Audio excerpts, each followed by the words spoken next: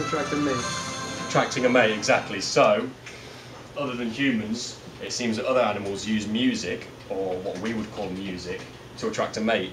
So it's not that ludicrous of thought to think that humans at some point must have done that to attract a mate, and to this day, arguably, we still do. So, do we find anywhere evidence that we still use music to attract a mate? If we look at any music videos, do we find any sexual references whatsoever? I'm about to find out why. I chose this video because it's got both male and female sexual references, just to show you that we still perhaps use music as a terms of sexual selection.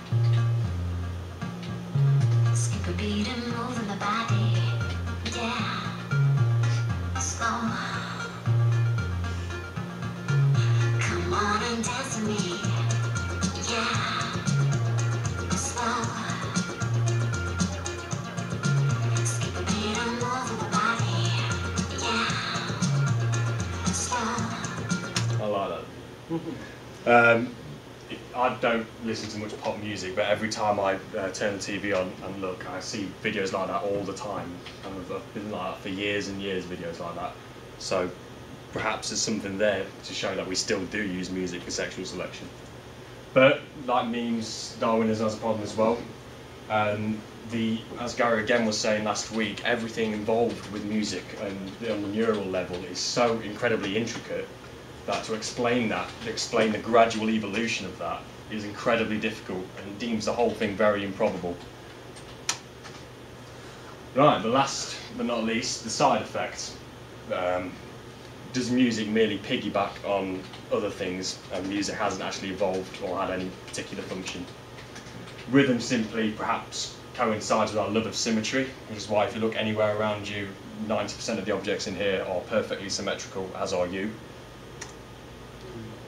Pitch simply feeds from our understanding of speech, so just about all cultures, when they ask a question, they raise a voice at the end, so they say, "What is your name?"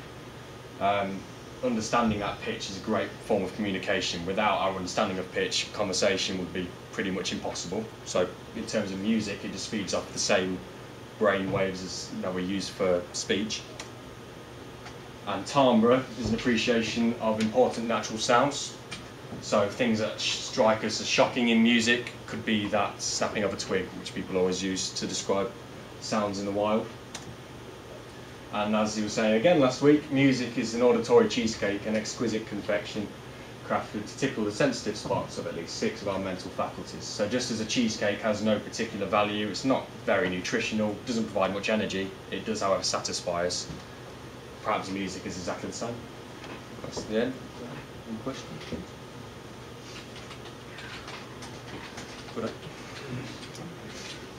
Any questions before I... Did you skip slide there, Bison?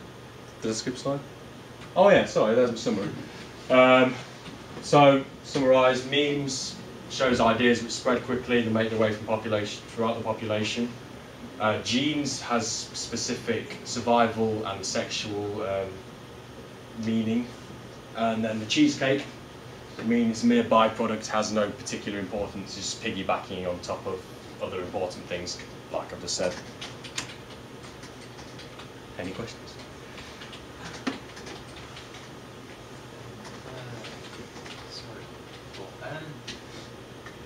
How, not me to try and throw you a curveball or anything, weird. But I mean, with regards to, I mean, all of the ways that you've looked at music has been very empirical, which is, it's been really interesting, really understanding. But I mean, how would you look at it if somebody said that their music came from something like divine inspiration? Well, I look at it exactly the same way as if someone said that they were created by divine interception or something like that. All music does, from an evolutionist point of view, is aid reproductive value. It then becomes into personal belief if you think you're doing that to please a god or anything like that. But on the evolutionary level, that's nothing to do with it. That could be just counted as a mere delusion.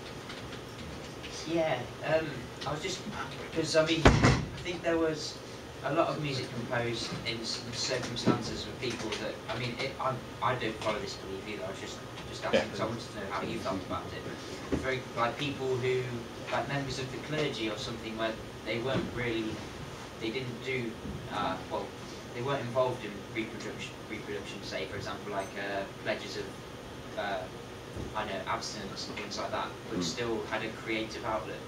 I mean, is that a problem, or would you say that it's just that they're just ignoring? They've just gone past the original purpose. It's like sex, in the 21st century we live in. We don't use sex mainly for its original purpose anymore. We use it as a form of pleasure. That's because we've got to such an advanced point that we can stop the fertilization. So we don't use sex for its original purpose. Perhaps we don't use music for its original purpose either. Yeah. If you think you use it for a different purpose, then according to an evolutionist, you're mistaken. Yeah, I see what you mean.